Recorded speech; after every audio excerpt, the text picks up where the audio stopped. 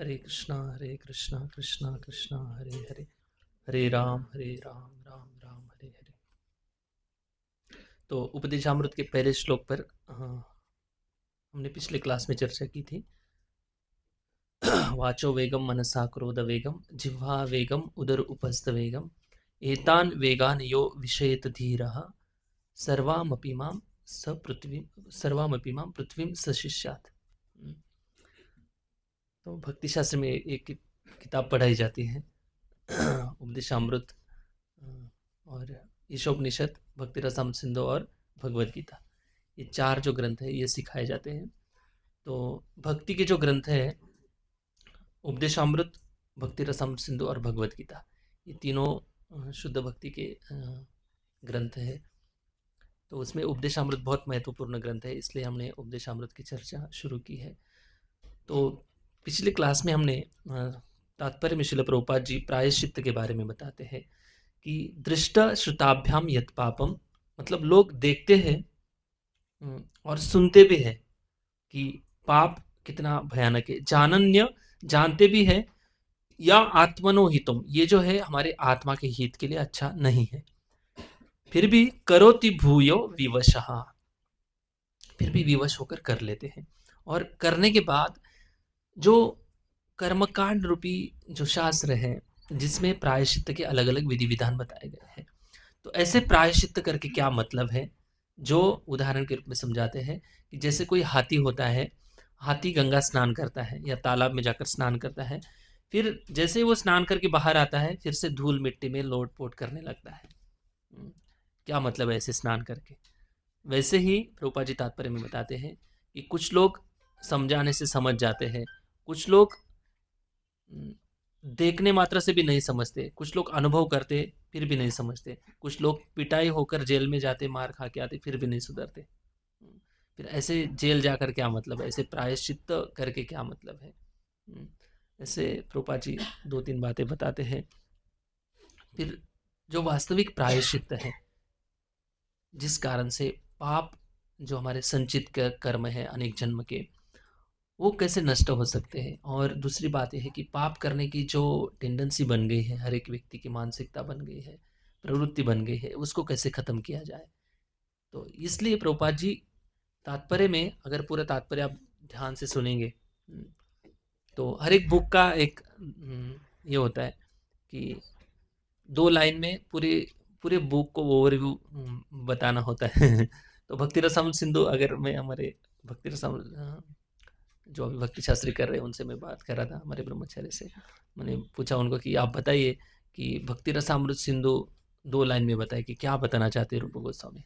भक्ति रसामृत सिंधु में इतने सारे सुंदर श्लोकों का वर्णन किया गया है, भक्ति की महिमा का वर्णन किया गया है। और वो जो भक्ति है फिर उन्होंने बताया कि हम जब पढ़ रहे थे तो शुरुआत में तो उन श्लोकों को हमने बहुत अच्छे से समझा, लेकिन उसके बाद बस भक्ति रसामृत सिंधु पढ़ते गए। तो बहुत सुंदर हमारी चर्चा हुई। तो ये चर्चा हुई कि भक्ति रसामृत सिंधु जो ग्रंथ है उसमें बहुत सारे सुंदर श्लोक है जिसमें भक्ति की महिमा का वर्णन किया गया है। और इतनी महिमा है भक्ति की, और वो भक्ति क्या है जो फिर पूरी लिस्ट दे देते हैं रूप गोस्वामी, 64 अंग देते हैं कि क्या करना है। तुलसी महारानी को प्रणाम करते, गुरु को प्रणाम करते, वैष्णव को प्रणाम करते, भगवान की पूजा करते, भगवान का दर्शन करते। ये तो हम रोज करते हैं, हर रोज कर रहे हैं। हाँ, लेकिन इसकी इम्पोर्टेंस तब समझेंगे जब हम उन श्लोकों को ठीक से पढ़ेंगे। और वो बताते कि ये वर्जनीय अपराध है, ये अपराध नहीं करने हैं, और ये भक्ति के अंगों को बड़े ध्यान से करना है, इसी बात बताते। तो ऐसे वो ओवरव्यू है। वैसे ही उपदेश अमृत जो ग्रंथ है, उपदेश अमृत शुरुआत में जब हम भक्ति में आते हैं, वहाँ से लेकर कृष्ण प्रेम के अनुभव कैसे होते उस स्तर तक इस उपदेशामृत ग्रंथ में रूप गोस्वामी ने बहुत सुंदर तरीके से श्लोकों की रचना की है। तो यहाँ पर ये जो आवेग है सभी मनुष्य प्रजाति में, मनुष्य ही नहीं बल्कि सारे योनियों में, जितने भी 84 लाख योनि है, उन सभी में इन सारे आवेगों का कम अधिक मात्रा में हमें दर्शन दिखाई देता है। किसी भी पशु में देखो, लेकिन पशु जो होते हैं उनमें कोई नियंत्रण नाम का कोई कंट्रोल होता ही नहीं। कंट्रोल होता है जब उनके मन में आता है वो कर लेते हैं। भूख लगी तो खाना है, जो लड़ाई करनी तो लड़ाई करनी है जो भी करना है, जब मन में विचार आ जाते तो कर लेते हैं। लेकिन मनुष्य जो समाज है, इस मनुष्य समाज में कुछ ज़रूरी ऐसी बातें होती हैं जो हमारे आत्म कल्याण के लिए ज़रूरी होती है। इसलिए ये जो आवेग है, इन आवेगों के कारण हम फिर से पाप रूपी जंजाल में पड़ जाते हैं। इसलिए इन आवेगों को जितना हम नियंत्रण में रखेंगे, जितना आवश्यक है, उतना करेंगे, और बाकी समय भक्ति में कैसे इन सारे आवेगों को टर्न करना है, ये बात शिल प्रभुपाद जी बताते हैं। अगर आप क्रोध कैसे नियंत्रण में करना है, अपनी वाणी को कैसे नियंत्रण में करना है, ये अगर आप भक्ति के आचार्यों से छोड़कर अन्य लोगों से अगर आप मिलेंगे, तो वो लोग, भौतिकवादी लोग, कुछ ना कुछ छोटी मोटी टेक्निक बता देंगे, और दूसरे कुछ लोग कर्मकांडी लोगों के पास जाएंगे तो वो अलग अलग प्रायश्चित बता देंगे। लेकिन कितने प्रायश्चित करेंगे? पाप के कितने प्रायश्चित करेंगे? मतलब हर एक पाप के हर एक अलग अलग प्रायश्चित होता है। तो पाप तो अनगिनत है, हमारे अनेक जन्मों की पाप राशि है, तो कितने प्रायश्चित करेंगे? तो इसलिए प्रभुपाद जी इसका जो रूट कॉज में जाकर इसका सही जो सोल्यूशन है वो निकालते हैं। प्रभुपाद जी बताते हैं कि ये जो आवेग है, ये आते कहाँ से है? आते इसलिए है क्योंकि वहाँ पर हृदय में कृष्ण का स्थान नहीं है, भगवत भक्ति नहीं है। तो अनेक जन्मों के अलग अलग संस्कार होने के कारण ये हमारा जो चित्त है पूरी तरह से दूषित हो चुका है। तो कितना भी अलग अलग टेक्निक इस्तेमाल कर लो, अगर क्रोध के इम्प्रेशन है चित्त में, क्रोध के इम्प्रेशन है, तो टेक्निक कितनी भी यूज़ कर लो। एक टीचर थे, वो अपने स्टूडेंट को बता रहे थे कि बेटा शांत रहना है, शांत रहना है, क्योंकि अभी हमने कुछ समय पहले मैंने आप सबको क्रोध कैसे नहीं करना है इसके बारे में सिखाया है तो बच्चों को सिखा रहे थे शांत रहना है, और खुद भी अपने आप को दिखा रहे थे कि क्रोधित नहीं होना है। ऐसे बच्चे लेकिन सुनते नहीं ना, तो बच्चे तो शरारती होते हैं, तो ऐसे बताते बताते वो क्रोधित हो ही गया बच्चों के ऊपर तो ये बोलने की बात नहीं है, ये समझने की भी बात नहीं है। मतलब बुक्स पढ़ के हम समझ लेंगे ज्ञान को, प्रवचन सुनकर हम समझ लेंगे, लेकिन जब तक प्रैक्टिस नहीं करेंगे तब तक ये क्रोध रूपी इम्प्रेशन हमसे निकलेंगे ही नहीं। तो ये जो क्रोध है ना, हमारे चित्त के ऊपर सारे इन अनर्थों के इम्प्रेशन है। तो ये जो चित्त है हृदय में हमें दिखाई नहीं देता है, लेकिन इसका अस्तित्व रहता है। इसको सूक्ष्म शरीर कहते हैं। आत्मा के साथ ये सूक्ष्म शरीर हर जन्म में हमें अलग अलग शरीर के साथ आते रहता है। तो प्रभुपाद जी अभी तात्पर्य में एक एक जो आवेग है इसके बारे में थोड़ा विस्तारित बताएंगे। ओके, ये बोर्ड है क्या प्रभु जी? छोटा बोर्ड दिखा दीजिए, मैं थोड़ा एक्सप्लेन कर देता आपको चित्त क्या होता है। देखो अगर, हरे कृष्णा, तात्पर्य कौन पढ़ेंगे? प्रभु जी आप पढ़ लेना। हाँ मैं बताता हूँ, माइक में आवाज़ नहीं आएगा लेकिन इसमें आवाज़ रिकॉर्डिंग होगा बस आप माइक पकड़ के बोलो। पेज नंबर है 4, सर्वप्रथम जो दूसरा पैराग्राफ है ना, सर है, हाँ पढ़िए पढ़िए। सर्वप्रथम मनुष्य को अपनी वाणी पर संयम रखना चाहिए। हम में से प्रत्येक व्यक्ति में बोलने की शक्ति है और जैसे ही हमें अवसर मिलता है हम बोलने लगते हैं। यदि हम कृष्ण भावनामृत की बात नहीं करते हैं तो केवल व्यर्थ की अनेक बातें करते रहते हैं। जिस तरह मेढक खेत में टर्राता है, उसी तरह कोई भी व्यक्ति जिसके पास जीभ है वह बोलना चाहता है, भले ही उसे जो कहना है वह मूर्खतापूर्ण क्यों ना हो। लेकिन मेढक की टर टर सांप को आमंत्रित करती है, यहाँ आओ और मुझे खाओ। यद्यपि यह मृत्यु को आमंत्रण देना है, फिर भी मेढक टर्राता रहता है। भौतिकतावादी पुरुषों एवं मायावादी दार्शनिकों के बोलने की तुलना मेढकों की टर्राहट से की जा सकती है। ये सदैव व्यर्थ की बातें करते रहते हैं और अपने को पकड़ाने के लिए मृत्यु को आमंत्रित करते रहते हैं। लेकिन वाणी के संयम का अर्थ अपने पर थोपी गई चुप्पी नहीं होता, जैसा कि मायावादी दार्शनिक सोचते हैं। ऐसा मौन कुछ समय तक सहायक प्रतीत हो सकता है, लेकिन अंततः वह विफल हो जाता है। श्री रूप गोस्वामी जिस संयमित वाणी की बात करते हैं, उसका अर्थ कृष्ण कथा की सकारात्मक विधि का समर्थन है, अर्थात बोलने की प्रक्रिया को परम भगवान श्री कृष्ण के गुणगान में लगाना। इस प्रकार जीव भगवान के नाम, रूप, गुण तथा लीलाओं की महिमा का गान कर सकती है। कृष्ण कथा का उपदेशक सदैव मृत्यु के चंगल से दूर रहता है। वाणी के वेग को संयमित करने की यही महत्ता है। ओके, थैंक यू प्रभु जी। हरे कृष्ण।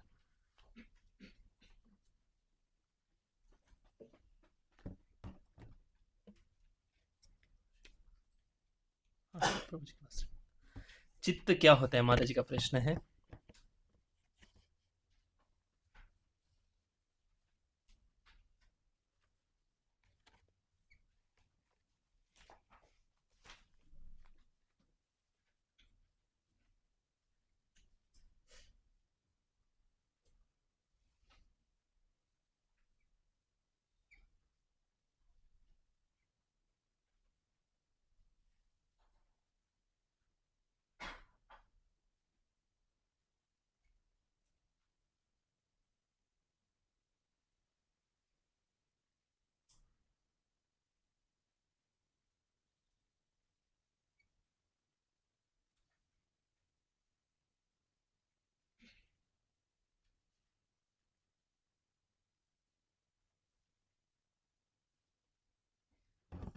कपड़ा दे दो। इधर था ना हारमोनियम प्रश्न।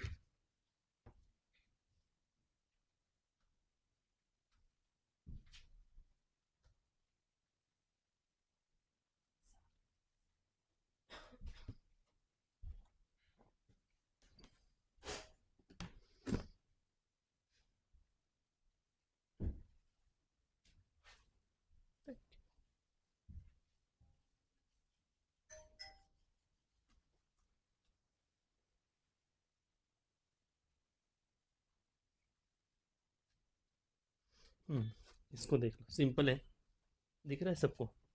चित्त क्या होता है, मतलब मन, बुद्धि और अहंकार। इसको मैंने अलग अलग दिखाया है, लेकिन है वो एक ही, इसी को चित्त कहते। तो चित्त के अंदर मन, बुद्धि और अहंकार तीनों सूक्ष्म शरीर चित्त के अंदर होते हैं। और इसलिए चैतन्य महाप्रभु कहते हैं ना, इस चित्त को हमें शुद्ध करना है। चेतो दर्पण मार्जनम। दर्पण मतलब आईना। तो इस चित्त के ऊपर ऐसी धूल जम गई है जन्म जन्मांतर की, इसके कारण जैसे हम आईने के सामने जाते हैं, अगर आईना खराब है तो आईने में हम अपना दर्शन नहीं कर सकते, है ना। वैसे ही ये चित्त बहुत जन्मों से मलिन हो चुका है, इसलिए हम इस चित्त के अशुद्धि होने के कारण भगवान का दर्शन नहीं कर सकते हैं। तो इसमें मन एक पार्ट है माता जी। मन, बुद्धि और अहंकार, इनको तीनों मिला के एक चित्त बनता है। तो और इस चित्त में हमारे जन्म जन्मांतर के संस्कार हो गए हैं। अभी संस्कार कौन से हैं? अभी देखो संस्कार कैसे, क्रोध के संस्कार है तो ये एक संस्कार हो गया, काम के संस्कार, लोभ के संस्कार है। ऐसे अलग अलग इसको बोलते हैं इम्प्रेशन। तो ऐसे अलग अलग इम्प्रेशन हमारे हृदय में, चित्त में आ गए हैं, और इन इम्प्रेशंस को निकालना है तो क्या करना पड़ेगा हमें? कृष्ण भावना भावित हमें हमारे ऐसे इम्प्रेशन डालने पड़ेंगे, कृष्ण भावना भावित, तब जाकर ये अपने आप चित्त शुद्ध हो जाएगा। हरि नाम का चांटिंग करना पड़ेगा, वैष्णव की सेवा करनी पड़ेगी, तब जाकर ये चित्त शुद्ध हो जाएगा। तो मन, बुद्धि और अहंकार तीनों जो है इस चित्त में आते हैं। ठीक है, समझ गए आप? Okay, Hare Krishna.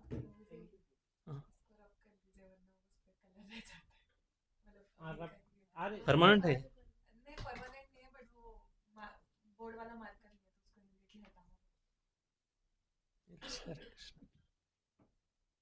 Thank you. Okay, तो प्रभुपाद जी तात्पर्य में लिख रहे हैं कि कैसे वाणी को नियंत्रण में लाना है। ये जो वाणी है, हर एक व्यक्ति को भगवान ने शक्ति दी बोलने की। तो बोलना जो है ये अच्छा है कि अच्छा नहीं है? वाणी जो दी है भगवान ने, बोलने की शक्ति दी है, सबको दी है ना, तो अच्छी बात है ना। मनुष्य को अगर बोलने की शक्ति दी है तो अच्छा है। किसी के घर में कुत्ता है, कुत्ता कभी बोलता है? चलो आज उपदेशामृत के 2-3 श्लोकों की चर्चा करेंगे, बैठेंगे, बातचीत करेंगे। नहीं बोलता है ना? तो कुत्ते मतलब अन्य जो पशु है उनको ये सुविधा नहीं दी गई है। तो मनुष्य देह में ही अ, मनुष्य समाज में रहने वाले जो लोग हैं उनको बोलने की भगवान ने शक्ति दी है। तो इस शक्ति को साधारण सभी लोग, यहाँ पर प्रभुपाद जी बोलते हैं कि इस वाणी का व्यर्थ उपयोग करते हैं। क्यों व्यर्थ उपयोग करते हैं? क्योंकि उनको आदत पड़ गई है बोलने की, बस मौका मिलते ही बोलना शुरू हो जाते, टॉपिक कोई भी हो। फिर मतलब उसका उस टॉपिक के ऊपर उसका नॉलेज हो या ना हो, शुरू हो जाती चर्चा। फिर इस संसार की चर्चा, देखो क्रिकेट की चर्चा होती है, अभी आप लोग कर रहे थे ना। क्रिकेट की चर्चा, उसका इतने लोग टाइम पास करते, इतना टाइम उसमें चर्चा करते कि आज उसने ऐसे शॉट लगाया, ऐसे किया, सिक्स मारा, इतने रन बच गए, इतने रह गए। क्या मतलब है? पैसे कमाने वाले पैसे कमा रहे हैं, बिना मतलब का टाइम व्यर्थ गवा रहे हैं। लोग खाने पीने के बारे में इतनी चर्चा करते, इतनी चर्चा करते। फोन आजकल देखिए, फोन में पहले तो बिल आता था फोन का, 1-1 रुपए कॉइन डालते थे, मतलब जितने मिनट बोलेंगे उतना बिल ज्यादा आता था, तो लोग लिमिटेड बोलते थे, है ना, चलो पैसे कट रहे भाई, जल्दी रख दो फोन। आजकल फ्री में हो गया, वीडियो कॉल सब कुछ हो गया, इतने घंटे घंटे बिताते हैं फोन में। तो इतनी व्यर्थ की चर्चा होती है, और इस व्यर्थ की चर्चा से कोई मतलब नहीं है। इसलिए प्रभुपाद जी उदाहरण देते हैं, लोग इतना बड़बड़ करते हैं, यहाँ पर बोलते हैं कि मेंढक जैसा होता है ना, मेंढक कैसे टर टर करते रहता है, उसका कोई मतलब नहीं है। तो एक ही उसका उद्देश्य होता है कि वो सांप को आकर्षित करता है, सांप को बता देता है लोकेशन कि मैं यहाँ पर हूँ, आप आ जाओ, फिर मुझे खा के चले जाओ। वैसे ही मनुष्य शरीर प्राप्त करके अगर हम भौतिक चर्चाओं में ही दिन रात बिता रहे हैं, तो काल रूपी जो सर्प है, जो सबका इंतजार कर रहा है, एवं ग्रहेषु सक्तानाम प्रमत्तानाम तदीहया अत्यक्रामस विज्ञात काल परम दुस्तरा, श्रीमद् भागवतम की वाणी है। श्रीमद् भागवतम में सुखदेव गोस्वामी बताते कि एवं ग्रहेषु सक्तानाम, हम लोग अगर पशु के समान हमारे घर के प्रति और घर के सांसारिक सारी चीजों के प्रति बहुत आसक्त है, एवं ग्रहेषु सक्तानाम, उसमें ही प्रमत्तानाम तदीहया, प्रमत्त हो गए। प्रमत्त मतलब सुबह उठना है, अपनी ड्यूटी करनी है, फिर शाम को आना है, वही करना है, फिर दूसरे दिन वही करना है, फिर तीसरे दिन वही करना है, वीकेंड में कहीं पे तो घूमने जाना है, फिर अपना स्ट्रेस निकाल के फिर से वापस आना है, फिर से वही करना है। ये जो जीवन शैली ना, इसको प्रमत्त ग्रह मेधि जीवन कहते हैं। मतलब पागल जैसे, केवल धन कमाना है, एंजॉय करना है, धन कमाना है, एंजॉय करना है। और अत्यक्रामस्य विज्ञात काल परम दुस्तरा, कभी आध्यात्मिक विज्ञान के बारे में जाना नहीं है। हम्म, लेकिन काल इतना पावरफुल है, इतना दुस्तर है, किसी के ऊपर भी दया नहीं करता है। काल मतलब टाइम, देखो हर एक वस्तु इस संसार की अ, नष्ट की नष्टता की ओर जा रही है, मतलब क्षय होते होते जा रहा है। जब हम 5 साल के थे, कितने अच्छे लग रहे थे, सोचिए आप, सब लोग पप्पी लेते थे, कैडबरी देते थे। और जितनी उम्र बढ़ती जाती है उतनी वैल्यू कम होते जा रही है। ये काल है। हमारे बाल इतने अच्छे थे, कहाँ चले गए, सफेद हो गए। हम इतने अच्छे दिखते थे जब जवान थे, आज तो बूढ़े होने लगे हैं, बुढ़ापे के अलग अलग लक्षण दिखाई दे रहे हैं। ये काल है, और ये परम दुस्तर काल है। और ऐसे कहा जाता है कि जैसे चूहा अपने भोजन को ढूंढ रहा है इधर उधर, लेकिन अचानक से बिल्ली उसके ऊपर आक्रमण कर देती, कोई मैसेज नहीं करती, कोई मेल नहीं करती कि आपका आज मैं भोजन करूंगी, अचानक से आक्रमण कर देते और उसको उठा लेते हैं। वैसे ही काल जो है, बहुत बड़ा दुस्तर काल है। तो यही भौतिकवादी जीवन की यहाँ पर प्रभुपाद जी दोष बता रहे हैं कि केवल भौतिक चीजों में ही चर्चा करेंगे तो क्या, क्या जीवन इसी के लिए थोड़ी मिला है। हम्म, कुछ लोग इतना इतनी बात करते हैं कि इस प्रकार की डिज़ाइन का ड्रेस इस शॉप में मिलता है, वहाँ पे जाओ, ऐसे करो वैसे करो, ये पहनने के बारे में, खाने पीने के बारे में, वहाँ पर इतना अच्छा प्रसाद फूड मिलता है, प्रसाद नहीं, जो अच्छा अन्न मिलता है, फिर वहाँ पे लोग जाते हैं खाने के लिए। और वहाँ पे जाओ घूमने के लिए, इधर जाओ उधर जाओ, इतना अच्छा इंद्रिय तृप्ति करने के लिए साधन है।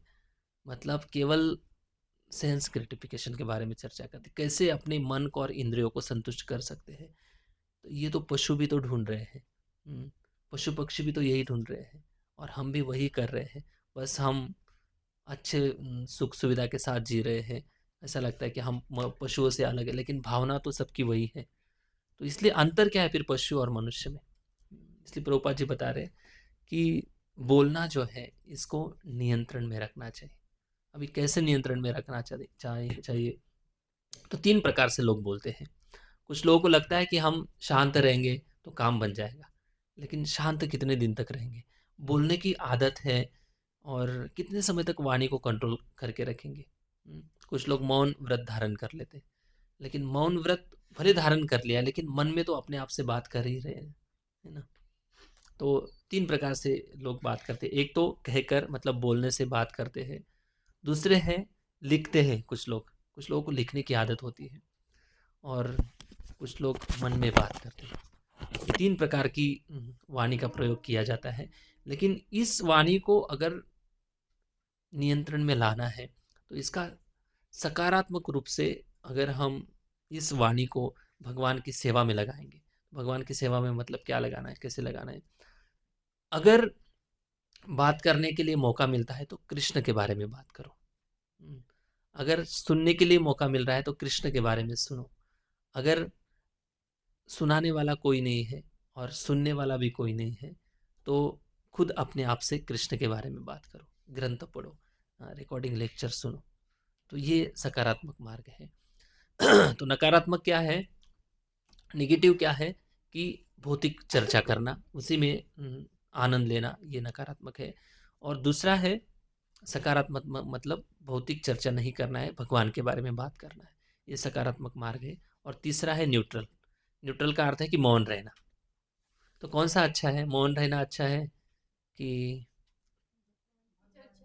भगवान के बारे में चर्चा करना? एक व्यक्ति ने मौन व्रत लेके रखा था और उसने सोचा था कि भाई मुझे बात ही नहीं करनी है।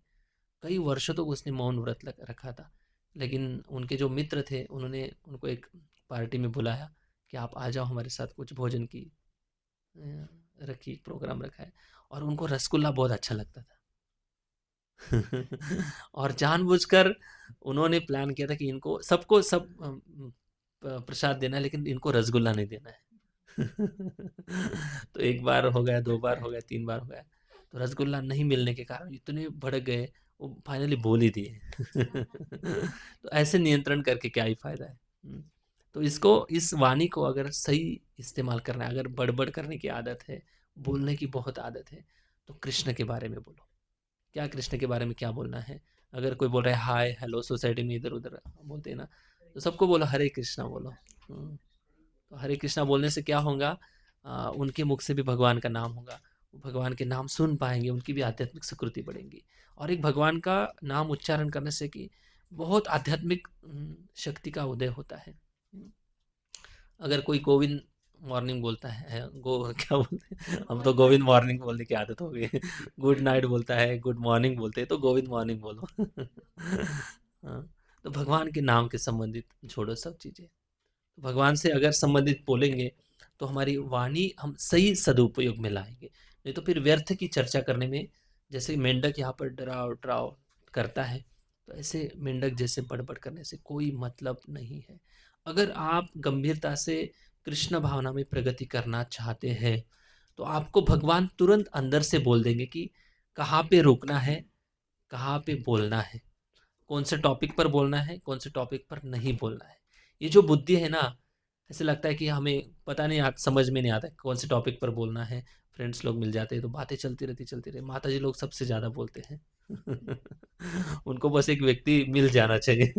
उनकी पड़ोसिन मिल गई है, उनकी पुरानी सहेली मिल गई, तो बहुत पुरानी यादें निकाल देते हैं, बातें करते जाते। इतनी अनियंत्रित बातें करते हैं, उसमें इतना टाइम जाता है, उनका जीवन से कोई संबंध नहीं। तो अभी इस विषय की चर्चा हम क्यों कर रहे हैं? हम इस विषय की चर्चा इसलिए कर रहे हैं क्योंकि हमें कृष्ण प्राप्ति करना है, हमें भगवत प्राप्ति करना है। अगर ये उद्देश्य फिक्स है, तो इसमें व्यक्ति अपने आप प्रयास करेगा। अगर प्रयास कोई कर रहा है, तो उसको भगवान ददामी बुद्धि योगम तम, सही समय पे सही बुद्धि देंगे। इस टॉपिक पर ज़्यादा बड़बड़ करने से कोई मतलब नहीं। तो इस वाणी को अगर नियंत्रण में लाना है, तो भगवान के नाम रूप गुण लीला, इसके बारे में हमें चर्चा करनी है। ये प्रभुपाद जी तात्पर्य में इस बात को बता रहे हैं। तो दार्शनिक मायावादी जो है, इनकी बात प्रभुपाद जी बताते कि वो सोचते कि ऐसा मौन कुछ समय तक सहायता प्रतीत हो सकता है, कुछ समय तक सहायता हो सकती है मौन रहने से, लेकिन मौन जो है अंतिमता, ये मौन जो है ये पर्याय नहीं है। मौन कितने समय तक रहेंगे हम? जैसे कोई स्प्रिंग होती है ना, स्प्रिंग को हम कितने समय तक दबा सकते हैं? स्प्रिंग का स्वभाव है उसके एरिया में रहना है। स्प्रिंग को हम ज़्यादा समय तक दबा नहीं सकते। तो अगर बोलने की आदत है तो इस बोलने की आदत को नाम में लगा दो। भगवान के नाम जप करते करते करते, 16 माला करते करते इतनी जीभ थक जाएंगी तो बोलने की हिम्मत ही नहीं रहेगी। सच में ट्राई करो आप, अपने आप वाणी नियंत्रण में आ जाएंगी। 16 माला करने के लिए कितनी एनर्जी लगती है, इतना आसान नहीं। हरे कृष्णा कृष्णा कृष्णा हरे हरे, हरे राम राम राम हरे। तो इस भगवान के नाम में लगा देना चाहिए, भगवान के नाम जप में लगा देना चाहिए। और भगवान की इतनी सच में कृपा होती है कि नाम जप करते समय आप किसी से बात भी करेंगे ना, तो ये जिह्वा, ये क्या बोलते हैं ये भौतिक जिह्वा है अंदर, जो है ना जिह्वा के अंदर, यही जिह्वा जब आप किसी से बात भी नहीं करेंगे या किसी से भौतिक बात भी करें ना, तो अंदर महामंत्र जपते रहेंगे जीवा। इसका कभी अनुभव किया आपने?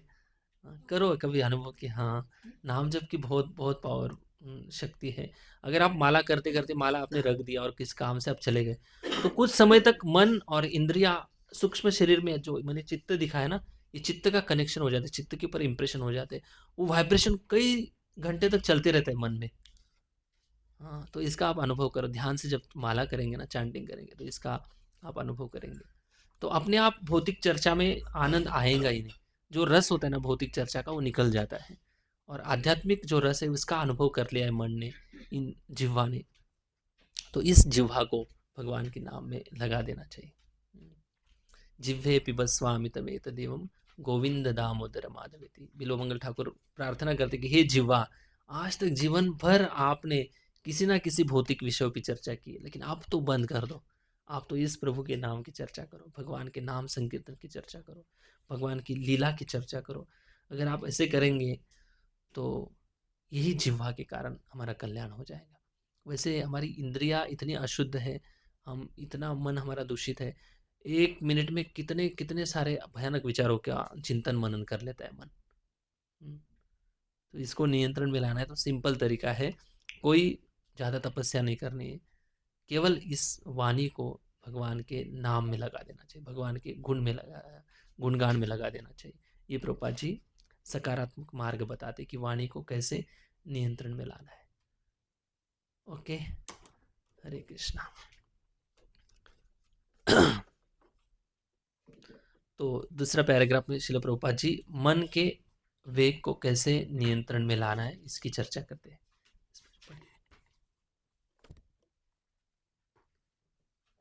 मनोवेग या मन की अधीरता तभी बस में हो जाती है जब कोई अपने मन को भगवान श्री कृष्ण के चरण कमलों में स्थित कर देता है।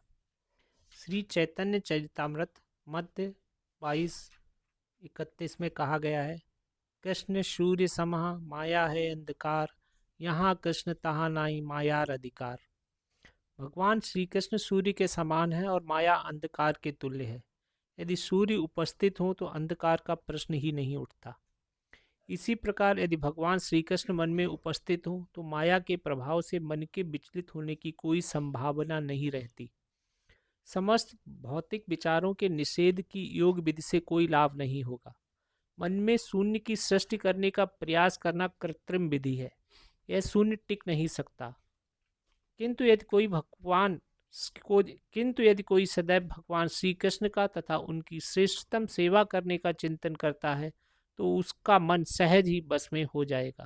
प्रभुपाद जी बता रहे कि मन को कैसे वश में करना है। तो कुछ लोग कहते हैं ना कि मन को वश में करने के लिए अलग अलग टेक्निक का इस्तेमाल करते। प्रभुपाद जी बताते कि शून्य हो जाना, मन के विचारों से, मतलब मन से पूरे सारे विचार निकाल देना। इसको कुछ मेडिटेशन में कुछ नाम बोलते हैं ना, क्या विपश्यना कुछ नाम बोलते हैं। हाँ, ऐसे कुछ अलग अलग पद्धतियाँ हैं मेडिटेशन में।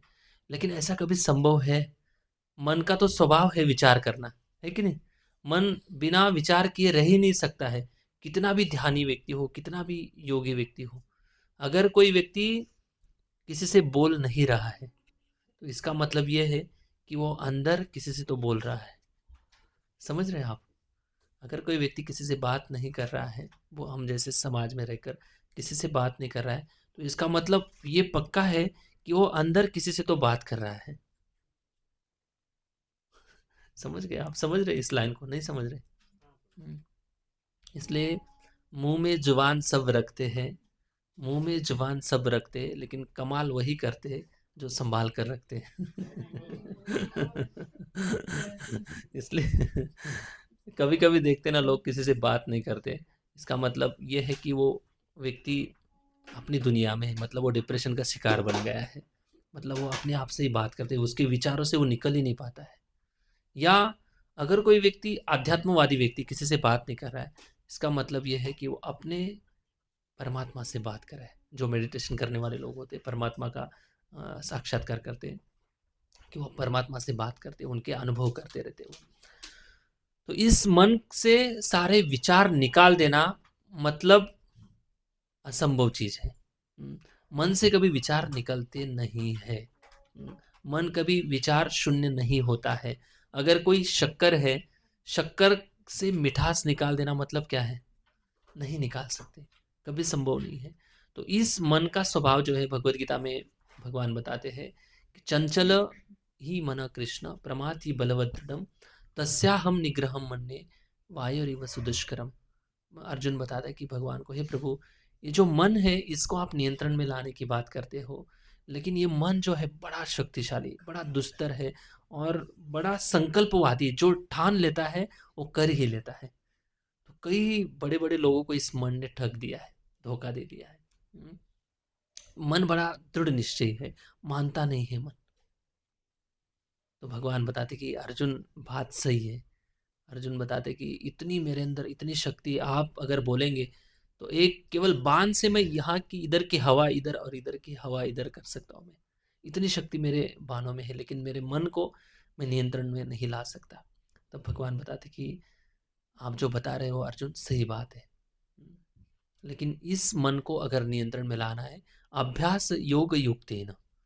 भगवान बताते कि इस मन को नियंत्रण में लाने के लिए एक अभ्यास, प्रैक्टिस करनी पड़ेगी। अगर आप प्रैक्टिस करेंगे, धीरे धीरे धीरे प्रैक्टिस करेंगे, तो मन की शक्ति कमजोर हो जाती है। मन का जो हटीलापन है, जो दृढ़ निश्चयी मन है, इसकी शक्ति धीरे धीरे कम हो जाती है। और ऐसे मन को हम नियंत्रण में तब ला सकते हैं जब भगवान 9वें अध्याय में बताते फिर से, मन मना भव मद भक्तो मध्याजी माम नमस्कुरु मामे वश्य से सत्यम ते प्रति जाने प्रियो से। ये श्लोक फिर 18वें अध्याय में भगवान बताते हैं, डबल श्लोक है। तो भगवान बताते कि इस मन को अगर शुद्ध करना है तो मेरी सेवा में लगा देना चाहिए। अगर हम ऐसे नहीं करते हैं तो ये जो मन है ना, ये बहुत भयानक मन है। इस मन की तुलना ऐसे कहा जाता है कि मरकट से सुरापान। मरकट मतलब बंदर। बंदर कितना चंचल होता है, बहुत चंचल होता है, वैसे ही हमारा मन भी बहुत चंचल होता है। और इस मन को मरकट से सुरापान, सुरा मतलब शराब। अगर ऐसे बंदर को अगर शराब पिला दी जाती है, तो क्या वो चंचल बंदर स्थिर रह पाएगा? नहीं रह पाएगा। फिर ऐसे शराब पिया हुआ जो बंदर है, उसको अगर बिच्छू ने डंक लिया है, डस लिया है, तो क्या वो कैसे स्थिर रह पाएगा? हाँ, तो वैसे हमारी मन की स्थिति है, यद्वा तद्वा भविष्यति। ऐसे मन को लेकर अगर हम इस संसार में जिएंगे, क्या हम अपने आत्मा का कल्याण पर कर पाएंगे? कभी संभव नहीं है। इसलिए ये बात पहले ही बता रहे कि इन सारे इंद्रियों के आवेगों को जब तक हम संयमित नहीं रखेंगे, संयमित मतलब उनको पूरी तरह से बंद कर देना नहीं है, बल्कि उनको भगवान की सेवा में लगाना है। अगर हम ऐसे करते हैं तो धीरे धीरे धीरे धीरे हमारे जो इम्प्रेशन है जड़ से निकल जाएंगे और मन भी अपने आप नियंत्रण में आ जाएगा।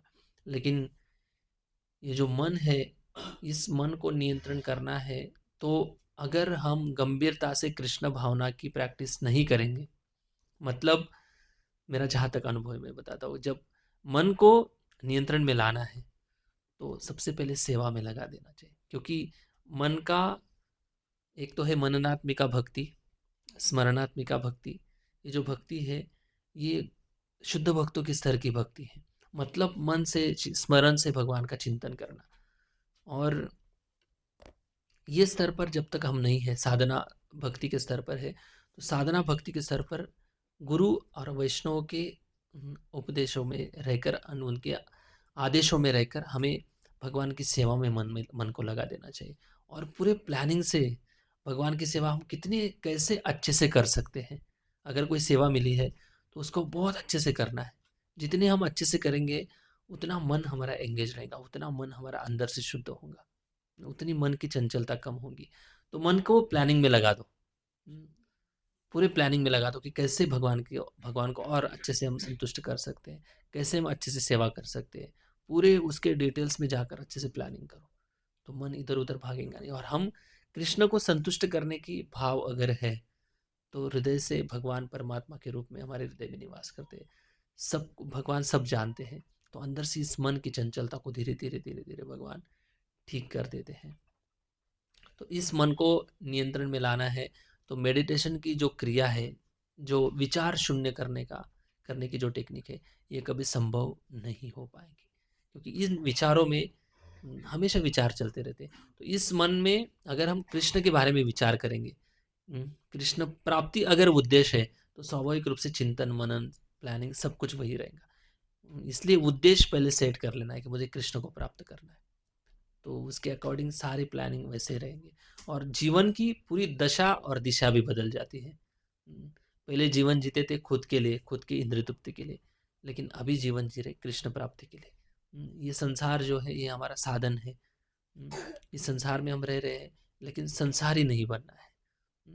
हमें इस संसार में रहना है, लेकिन कृष्णा के लिए बनना है, कृष्ण के भक्त बनना है। तो ऐसे अगर हम जीवन जीते हैं तो धीरे धीरे धीरे धीरे इस मन को हम नियंत्रण में लाएंगे। नहीं तो इस मन की तुलना ऐसे की गई है कि मन जो होता है एक जहरीले बिच्छू के समान होता है, और बिच्छू की जो डंक होती है इसको विषय से तुलना की गई है। और ये डंक जो होती है हमेशा अंधेरे में से आकर वो डंक मारता है। बिच्छू, किसी को बिच्छू काटा है? नहीं काटा है। हमको काटा है। इसलिए हमें अच्छे से अनुभव है कितना दर्द होता है। तो डंक जो मारता है ना बिच्छू, अंधेरे में ज्यादा मारता है। तो वैसे ही है अंधेरा जो होता है ना, ये अंधेरा मतलब अज्ञान का अंधेरा है। हम इस अज्ञान रूपी संसार में अगर जीते रहेंगे और इस चंचल मन के सब लाड़ प्यार उसको करते रहेंगे, उसकी इच्छा पूर्ति करते रहेंगे, तो फिर कभी संभव नहीं कि हम भगवत प्राप्ति कर पाएंगे। इसलिए जिनको भगवत प्राप्ति करना है, इस विषैले जो वृश्चिक रूपी जो मन है, इसको हमें धीरे धीरे धीरे धीरे नियंत्रण में लाना पड़ेगा। ओके, यस, नेक्स्ट माइक लीजिए, माइक लीजिए। इसी प्रकार क्रोध को बस में किया जा सकता है। हम क्रोध करना पूरी तरह तो बंद नहीं कर सकते, लेकिन यदि हम उन्हीं पर क्रोध करें जो भगवान या भगवत भक्तों की निंदा करते हैं, तो हम कृष्ण भावना व्रत में अपना क्रोध बस में करते हैं। भगवान श्री चैतन्य महाप्रभु जगाई तथा मदाई नामक दो दुष्ट भाइयों पर क्रुद्ध हुए थे, जिन्होंने नित्यानंद प्रभु की निंदा की थी और उन्हें मारा था। अपने शिक्षाष्टकम में भगवान श्री चैतन्य ने लिखा है, तृणादपि सुनिचेन तरोरपि सहिष्णुना। मनुष्य को तृण से भी अधिक विनम्र तथा वृक्ष से भी अधिक सहनशील होना चाहिए। तब कोई पूछ सकता है कि महाप्रभु ने क्रोध क्यों किया? बात यह है कि मनुष्य को स्वयं का सभी तरह का अपमान सहने के लिए तैयार रहना चाहिए। लेकिन जब कोई भगवान श्री कृष्ण या उनके शुद्ध भक्त की निंदा करता है, तो शुद्ध भक्त क्रुद्ध होता है और अपराधियों पर अग्नि की तरह बरस पड़ता है। क्रोध को रोका नहीं जा सकता, लेकिन उसे सही ढंग से काम में लाया जा सकता है। हनुमान ने क्रोधवश ही लंका में आग लगा दी थी, फिर भी वे भगवान श्री रामचंद्र के सबसे बड़े भक्त के रूप में पूजे जाते हैं। इसका अर्थ यह है कि उन्होंने अपने क्रोध का सही उपयोग किया। अर्जुन इसके दूसरे उदाहरण हैं। वे युद्ध नहीं चाहते थे, लेकिन भगवान श्री कृष्ण ने उनके क्रोध को यह कहकर उकसाया, तुम्हें युद्ध करना होगा। बिना क्रोध के युद्ध करना संभव नहीं है, किंतु जब क्रोध का उपयोग भगवान की सेवा में किया जाता है, तब वह बस में हो जाता है। ओके, तीसरा जो आवेग है, क्रोध के बारे में चर्चा कर रहे हैं यहाँ पर प्रभुपाद जी। क्रोध को कैसे नियंत्रण में करना, नियंत्रण में लाना है। तो क्रोध कब आता है बताइए, किसी को अनुभव है? क्रोध कब आता है जी? हाँ, वेरी गुड। और बात नहीं मानी जाती। हाँ हाँ, मतलब कि खुद की इच्छा, हाँ हाँ, यस, सी, जैसे हम चाहते हैं वैसे नहीं होता, हम्म, या लाइक डिसरिस्पेक्ट, कुछ भी हमें अच्छा नहीं लगता तब। हाँ किसी ने अनादर किया तो हाँ, जो भी है, काय म्हणतात प्रभु जी को, तो मैंने, प्रभु जी आप देखना, आप बात कर लो, फिर दूसरे दूसरे ऑटो करके मंगा लेंगे प्रसाद हम।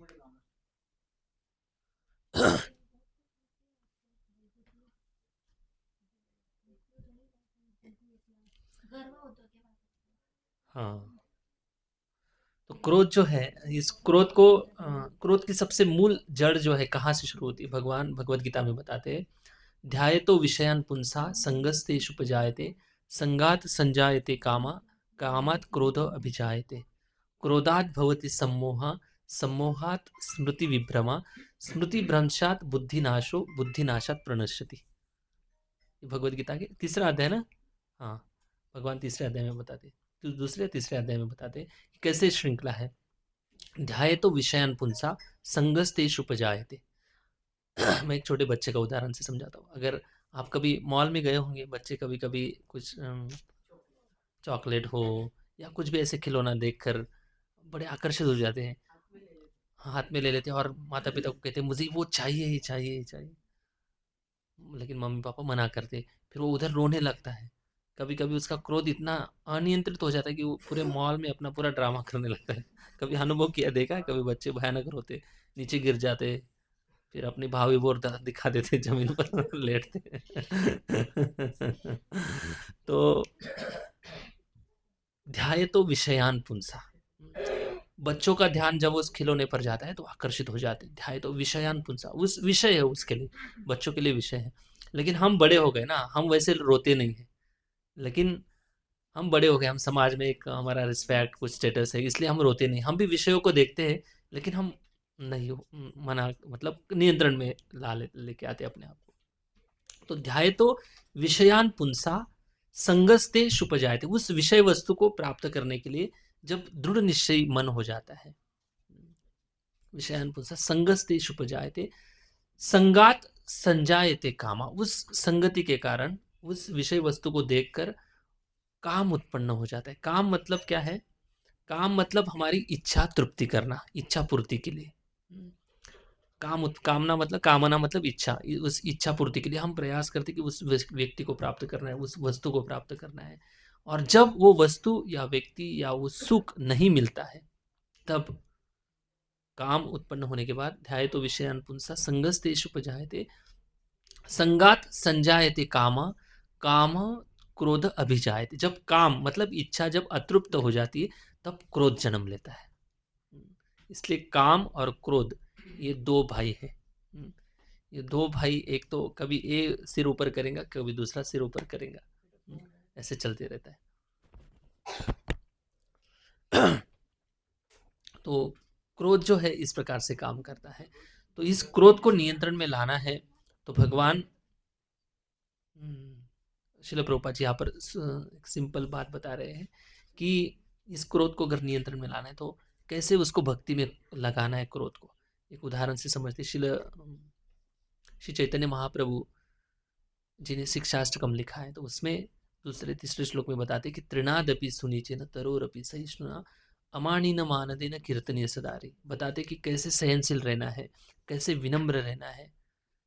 लेकिन वही चैतन्य महाप्रभु जगाई मधाई को मारने के लिए कितने क्रोधित हो गए, कितने क्रोधित हो गए थे, सोचिए आप। तो कहने का मतलब यह है कि भौतिक इच्छाओं के कारण हमें क्रोधित नहीं होना है, लेकिन जब भगवान की सेवा आती है, जब धर्म की रक्षा की बात आती है, जब अच्छे सही सिद्धांतों की बात आती है, तब हमें क्रोधित होने का अधिकार है। उस क्रोध को उस समय सेवा में लगाने का हमें ज़रूर अधिकार है। तो इस क्रोध को किन किन लोगों ने सेवा में लगाया है, श्री चैतन्य महाप्रभु का एक उदाहरण देखा हमने। दूसरा है हनुमान जी का उदाहरण।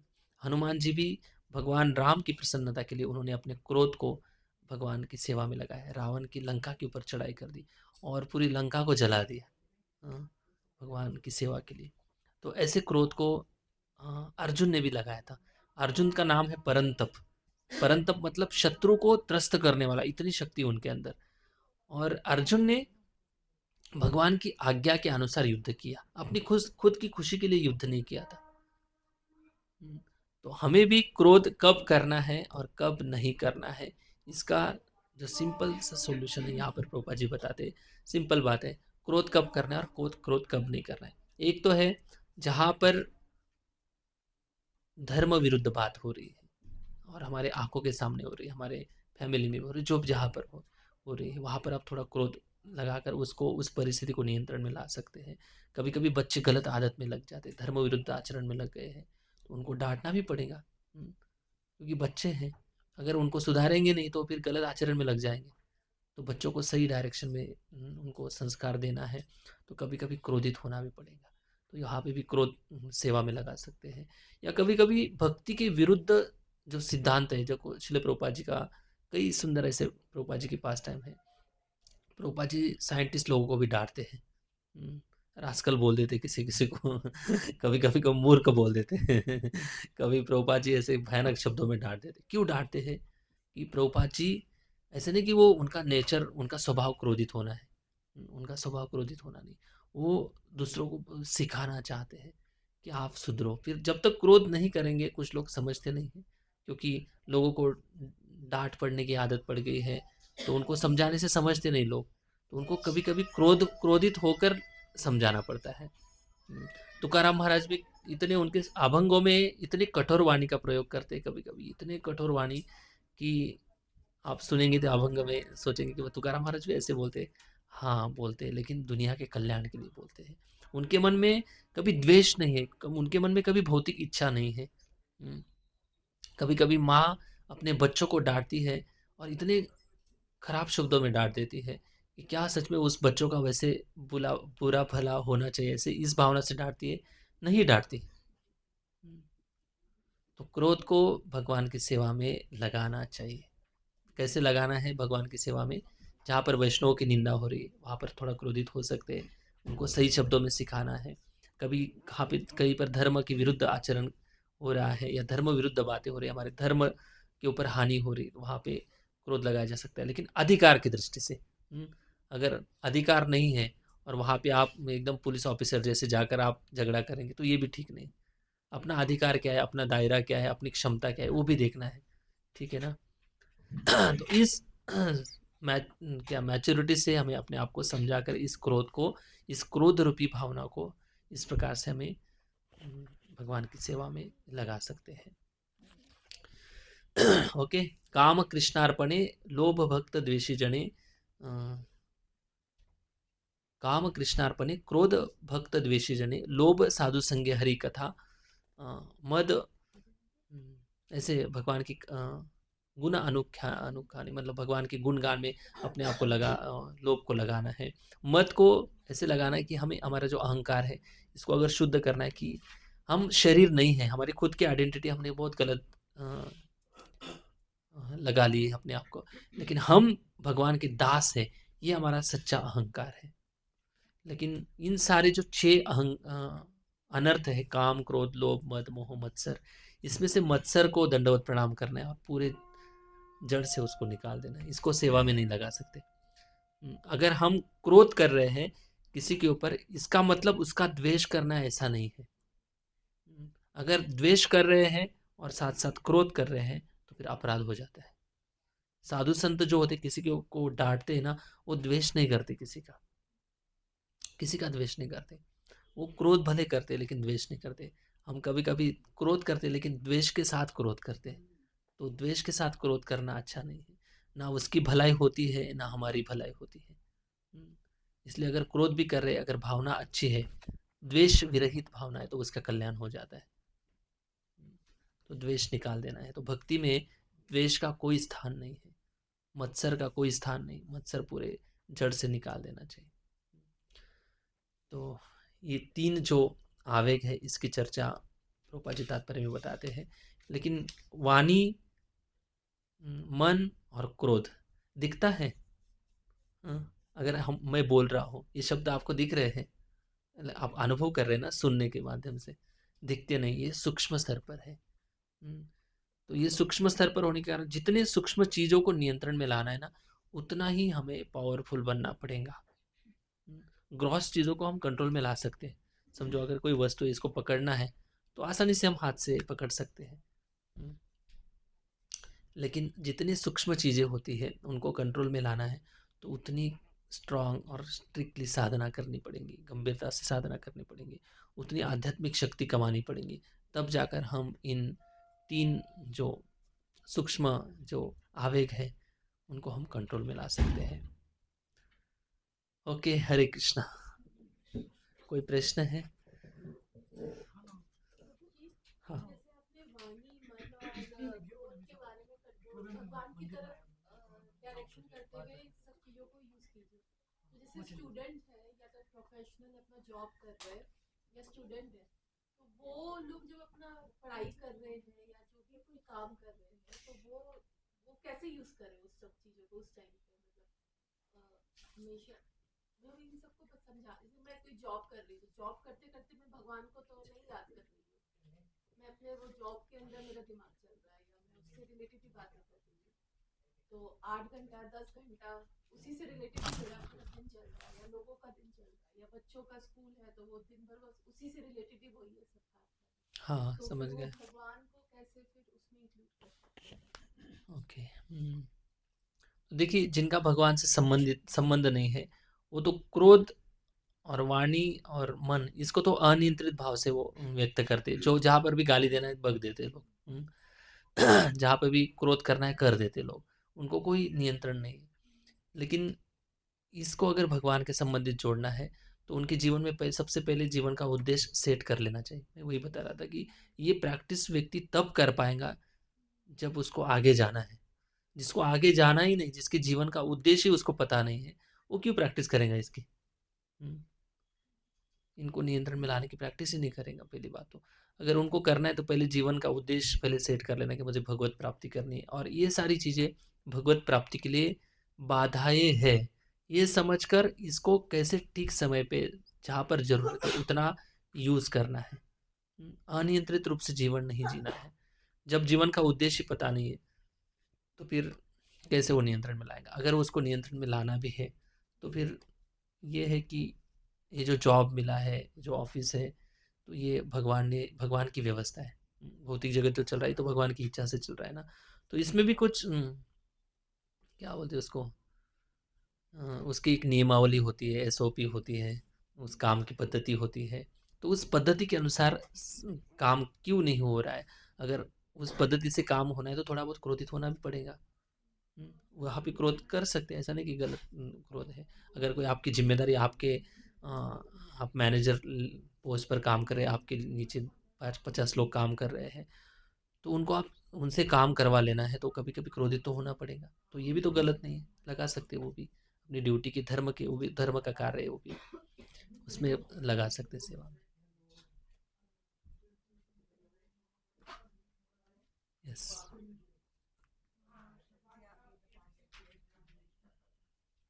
एंगर है उसको कंट्रोल करना है। फॉर एग्जांपल जब ऐसे केसेस होते हैं जहाँ पे it is a continuous disrespect या कंटिन्यूअस अन्याय होता रहता है, या हम पांडवों के केस में भी देखते हैं, वो पांडव है, उनको सहनशीलता है, बट जब हम ऐसे चीज देखते हैं रियल लाइफ में तो it's very hard to handle, very hard to tackle. गुस्सा आता ही आता है सैडली। How can we? देखिए, भौतिक जगत में जब हम रहते हैं ना तो भौतिकवादी लोगों का संपर्क रहता है, तो कभी कभी कभी नहीं, बहुत बार ऐसे होता है कि बार बार लोग इंसल्ट करते रहते हैं, अपमानित करते रहते हैं, डिसरिस्पेक्ट करते हैं। तो इन लोगों को बड़े उनके साथ प्रैक्टिकल रहना पड़ेगा।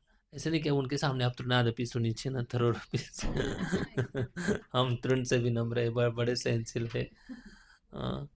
तो सहनशील देखो, भक्ति की अलग अलग लेवल पर सहनशीलता दिखती है। भगवत गीता से देखते हैं हम। भगवत गीता में भगवान दूसरे अध्याय के 14वें अध्याय में बताते हैं, मात्रा स्पर्शस्तु कौन्तेय शीतोष्ण सुख दुखदा आगमापायिनो नित्या तांस्ति तिक्षस्व भारत। इसमें ज़्यादा विचलित नहीं होना है, लेकिन जो सिचुएशन है इसको हैंडल करने के लिए हमें भी थोड़ा सा क्या बोलते हैं उसको, हम तो शुद्ध भक्त नहीं है, संत नहीं है, इसलिए समाज में अगर रहना है तो समाज के रीति रिवाज के हिसाब से रहना पड़ेगा। अगर कोई हमारा फायदा उठा रहा है, हमें कुचलने का प्रयास कर रहा है, हमें रिस्पेक्ट नहीं दे रहा है, बार बार अपमानित कर रहा है, तो उनको हम अच्छे शब्दों में समझा सकते हैं। और इतने भी गाय के जैसे मत रहो, गाय कभी कभी मारती भी है, तो ये भी थोड़ा ध्यान में रखो। हाँ, प्रभुपाद जी कहते हैं वो नाग जो होता है ना, नारद मुनि की कथा में सर्प जो होता है, सर्प को लोग, नारद मुनि ने कहा था कि आप शांत रहो, नम्र रहो, तो सर्प का स्वभाव है दंश ना किसी को भी। लेकिन ये नारद मुनि ने उपदेश किया कि आप शांत रहो, किसी को तकलीफ मत देना है। लेकिन लोग इसका फायदा उठाने लगे, आते जाते उसको पत्थर मारने लगे, कोई लाठी से मारने लगा। तो वो गुरु की आज्ञा मान रहा था कि भाई मुझे गुरु ने बोला है शांत रहना है, कुछ नहीं बोलना है। लेकिन गुरु ने ये नहीं बोला था, ये बोला था कि आप जानबूझकर किसी को तकलीफ नहीं देना है। लेकिन गुरु ने ये भी नहीं बोला था कि आपको अगर कोई तकलीफ देता है तो आप शांत रहो, तो आपकी खुद की बुद्धि भी लगानी है। तो नारद मुनि ने देखा बाद में, कुछ दिन के बाद देखा कि सांप को तो बहुत जख्म हो गई है, इंजरी हो गई, किसने पत्थर मारा है, किसने कुछ किया है। फिर पूछा नारद मुनि ने, आपको क्या होगा ऐसे?" तब सांप बताता कि आपने ही तो बताया था शांत रहना है, कुछ नहीं करना है। नारद मुनि बोले कि अरे मूर्ख, आपको मैंने ऐसे नहीं बोला था कि आप शांत रहो, लेकिन लोग आपको तकलीफ दे रहे हैं, कम से कम आप फुटकार तो करो, अपनी रक्षा के लिए फुफकार तो सकते हो, काटो मत। लेकिन मतलब ये है कि आप अच्छी भाषा में, बिना गाली देते, बिना कुछ गलत भौतिकवादी लोगों जैसा नहीं बोलना है, अच्छी भाषा में हमें, प्रैक्टिकल भाषा में उनको समझाना है। और नहीं समझते हैं लोग, ऐसे होते, तो हमारा आचरण भी थोड़ा सा बदल देना है। हम बार बार छोटी छोटी चीज़ों पर हंसना नहीं है, थोड़ा सा चेहरा भी ऐसे रैश रखना है, ये छोटी सी टेक्निक है आप यूज़ कर सकते हैं। मतलब सामने वाले को समझना चाहिए कि ये व्यक्ति की ये बाउंड्री है, यहाँ तक मैं इनका मजाक उड़ा सकता हूँ, इससे आगे ये सहन नहीं करते। और क्यों सहन करना है भौतिकवादी लोगों के साथ। मुझे एक फॉलो क्वेश्चन, तो सॉरी, सॉरी, पूरा कर देता हूँ। तो भगवान बताते कि ये जो सिचुएशन, परिस्थिति आती है ना, ये जीवन भर के लिए नहीं चलती है, कुछ समय के लिए रहती है। जैसे भगवान बताते कि अभी विंटर का सीजन चल रहा है, तो समर आने वाला है, तो काल जैसे बदलता है ना, वैसे परिस्थिति अभी बदलती रहती है, टेम्परेरी रहती है। तो इसको प्रैक्टिकली जैसे भी थोड़ा सॉल्व कर लेना है। Yes.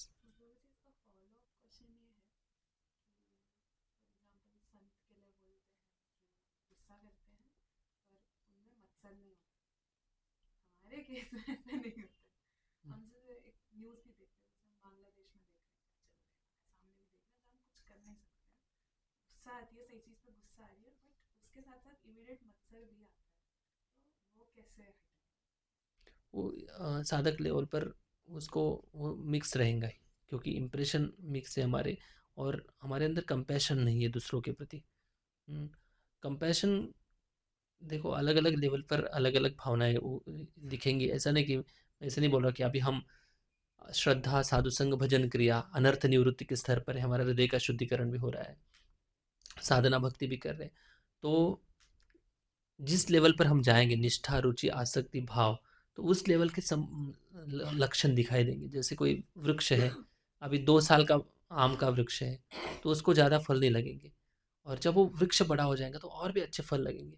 और जब फल शुरुआत में लगता है वो कच्चा होता है, फिर जब पक जाता है तब उसके मिठास कुछ अलग होती है। वैसे ही भक्ति में जितने हम आगे बढ़ेंगे, उतना भौतिकवादी लोगों के प्रति दया भाव जागृत होगा, और उस दया भाव के कारण हम जब डांटेंगे उनको तो द्वेष नहीं रहेगा। तो नेचुरली द्वेष रहेगा इस लेवल पर, हम उसको कुछ नहीं कर सकते। लेकिन बुद्धि से हमें काम करना है, बुद्धि को लगाकर हमें समझना है कि ये द्वेष मिक्स हमारा क्रोध है।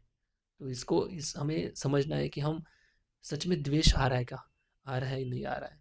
तो क्रोध एक आवेग के रूप में आता है, जैसे कोई वेग आता है ना, कोई नदी का प्रवाह आता है न पानी का, वैसे क्रोध आता है। तो उस क्रोध के प्रभाव में हम समझ नहीं पाते इसमें द्वेष है या नहीं है। जब होने के बाद, कुछ समय के बाद जब चिंतन करते कि अरे ऐसा नहीं होना चाहिए था ऐसा होता है ना सबका। हाँ, ऐसे होता है।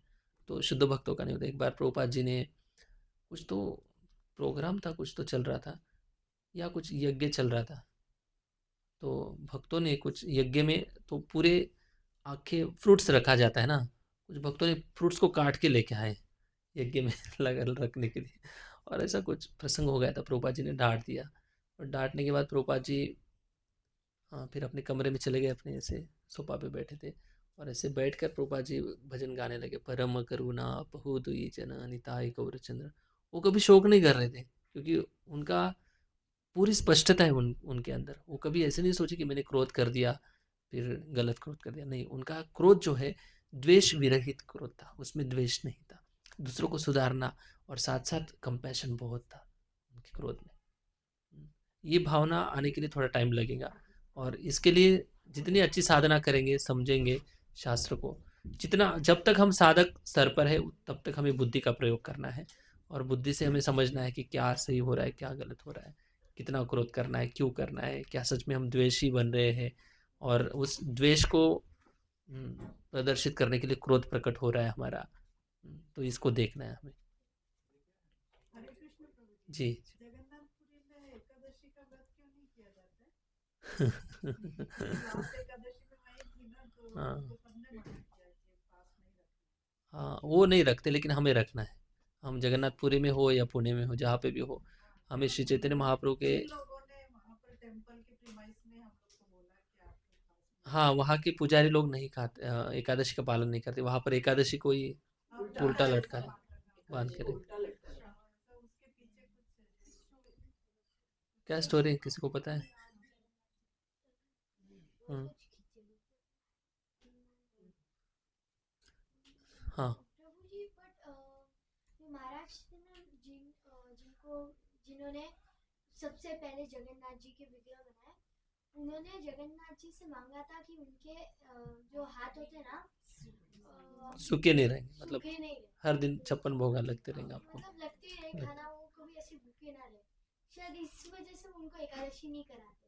हाँ लॉजिक तो यार पक्का देती है। देखो क्या है, लेकिन हम लोग क्यों नहीं रखते? हम लोग देखो वहाँ के जो लोग हैं ना, जगन्नाथपुरी के पंडे पुजारी जो भी है, वो भगवान के पार्षद है। ऐसे कहते हैं कि अगर देवता जगन्नाथपुरी के निवासी को देखते तो उनको चतुर्भुज रूप दिखाई देता है। तो वहाँ के लोग, वो शंख क्षेत्र है वहाँ के, जगन्नाथपुरी की महिमा बहुत बड़ी है, शायद इसलिए वो भगवान के प्रेम के कारण एकादशी का पालन नहीं करते होंगे।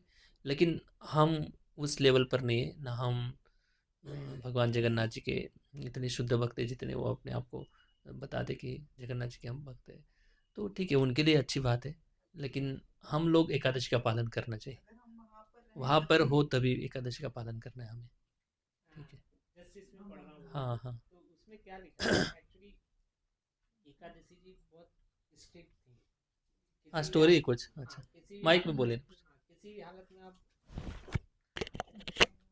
एक्चुअली इंग्लिश में पढ़ा मैंने। हाँ अच्छा चले। हाँ, तो उसमें एक्चुअली क्या लिखा है, the legend explained Ekadashi's strictness.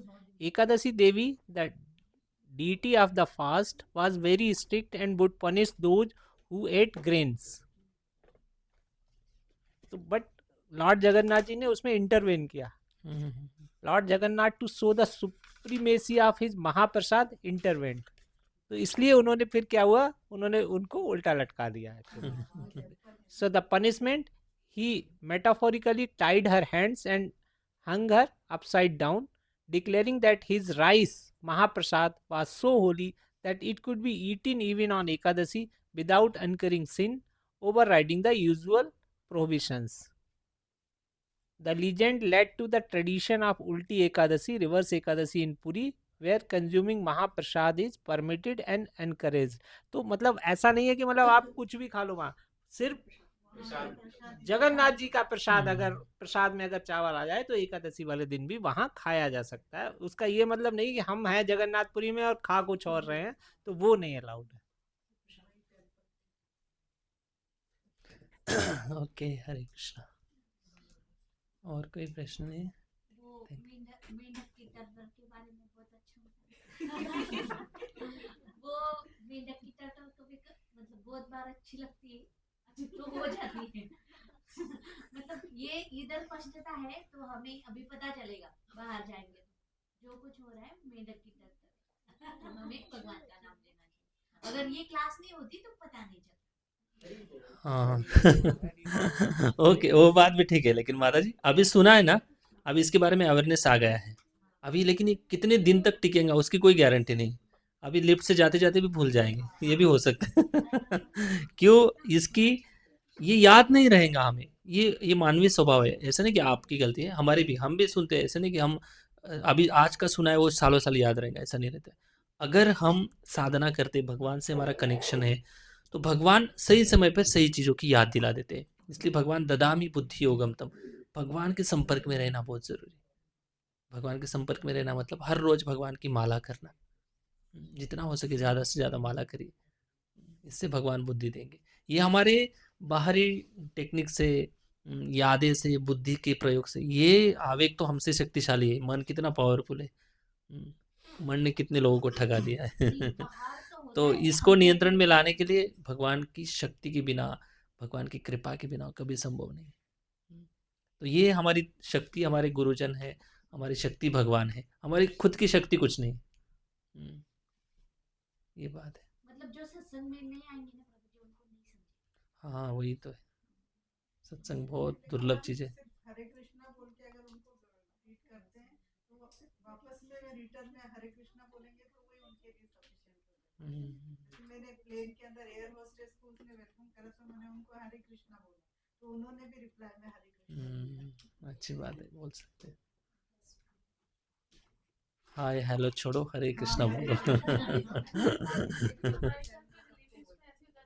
इसको बंद कर दो। हरे कृष्णा